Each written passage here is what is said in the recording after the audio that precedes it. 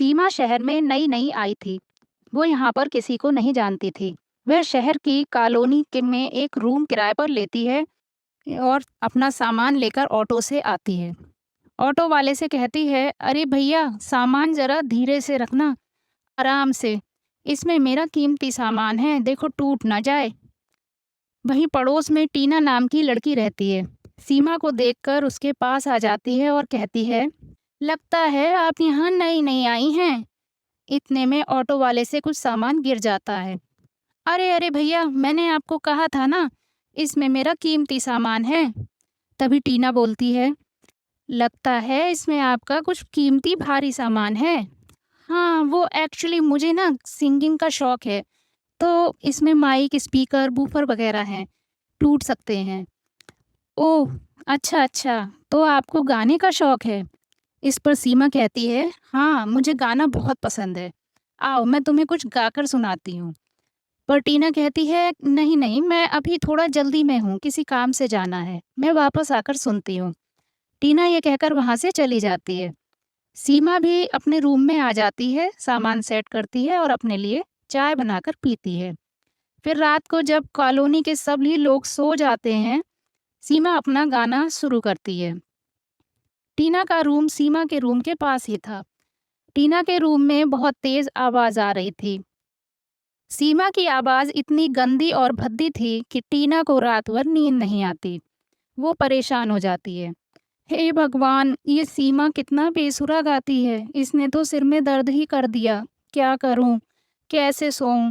नींद भी नहीं आ रही, ऐसा लग रहा है जैसे कोई बेसुरा राग अलाप रहा है। ये तो बोल रही थी कि बहुत अच्छा गाना गाती है, पर ये तो ऐसा लग रहा है जैसे कोई जोर जोर से रो रहा है।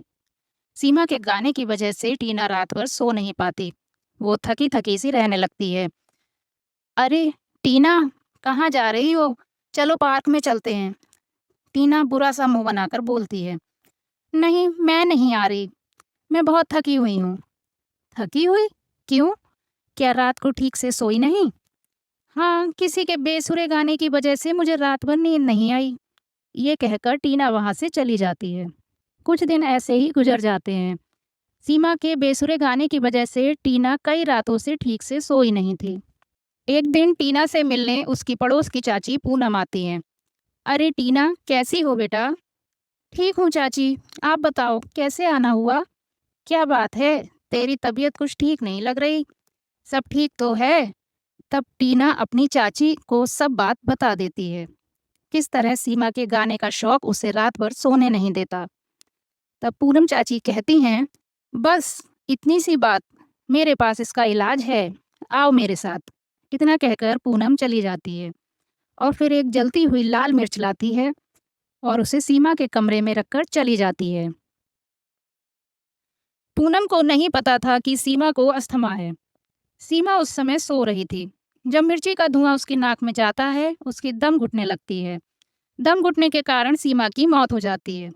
मरकर सीमा चुड़ैल बन जाती है। ये क्या? मैं तो मर गई। मैं चुड़ैल बन गई। ये मुझे क्या हो गया? किसने किया ये सब? हाय मेरा सपना। मुझे तो बहुत बड़ा सिंगर बनना था। यही सपना लेकर तो मैं यहाँ आई थी।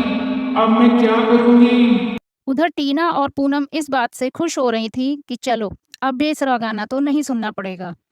देखा टीना, मेरी तरकीब काम कर गई। हाँ चाची।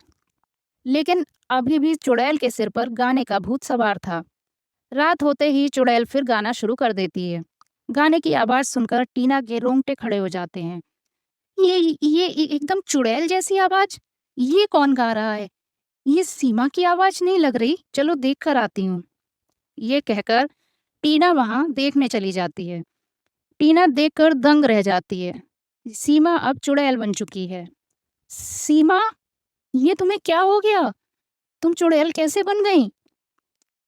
टीना, ज्यादा चालाक बनने की कोशिश मत करो, ये सब तुमने ही किया है। उस दिन तुमने ही मेरे कमरे में जलती हुई मिर्च का धुआं किया था और मुझे अस्थमा था।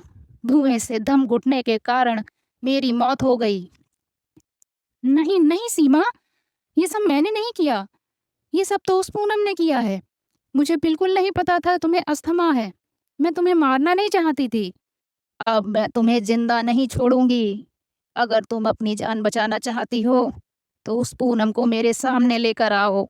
टीना अपनी जान बचाने के लिए पूनम को बुलाकर लाती है।